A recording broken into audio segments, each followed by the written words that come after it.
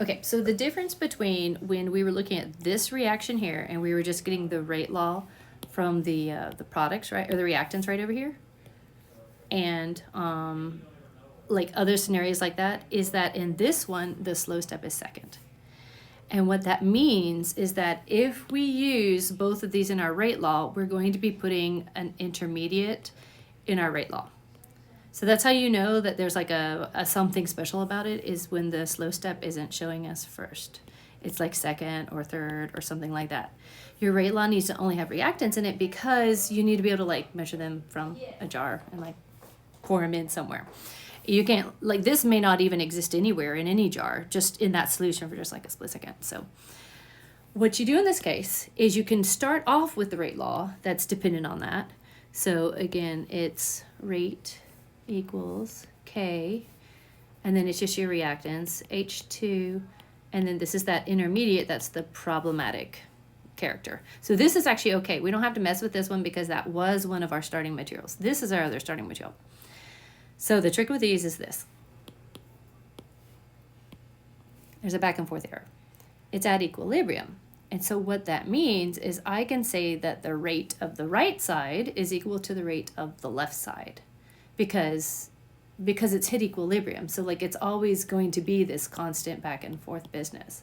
So I can rephrase this in terms of these, and that's what I'm going to do because that's the intermediate, that's the problem down there that I can't put in the law.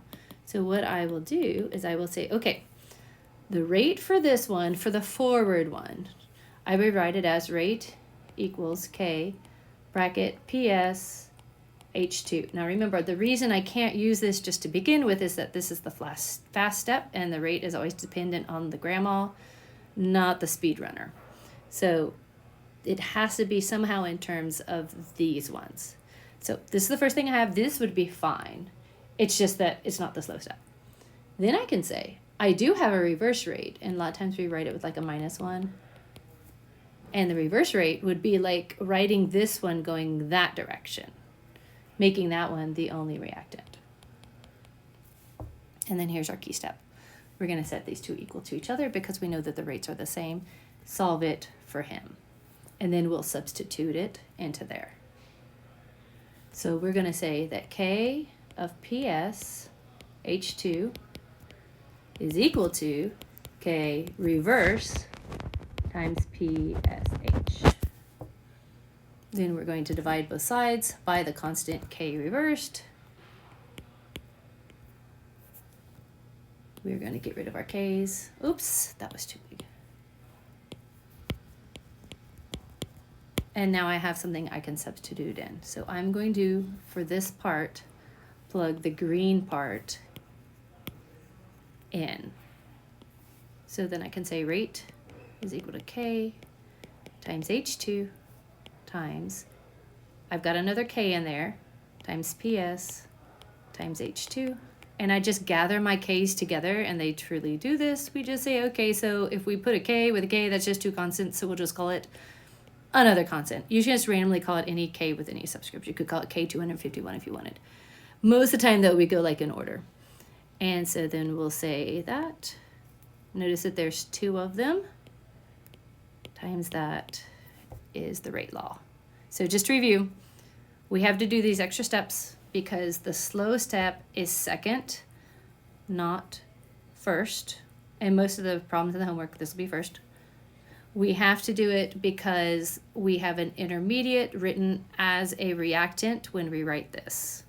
So that guy's the problem. And we use the trick to get between them. The idea is that we have a reverse because it's at equilibrium. So we can say the rate this direction is equal to the rate this direction. So we write the rate law in one direction. So like this is essentially the rate law for this side.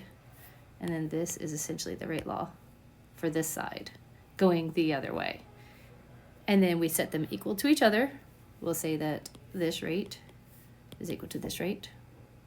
And so we just plug them together, solve for the one we need to know, gather all your K terms because they're constants anyways, and kind of ignore them and stick them all together and call them some new K. And then we just plug it in right into there. So you can see I've got my new little situation right there, and then just gather terms together.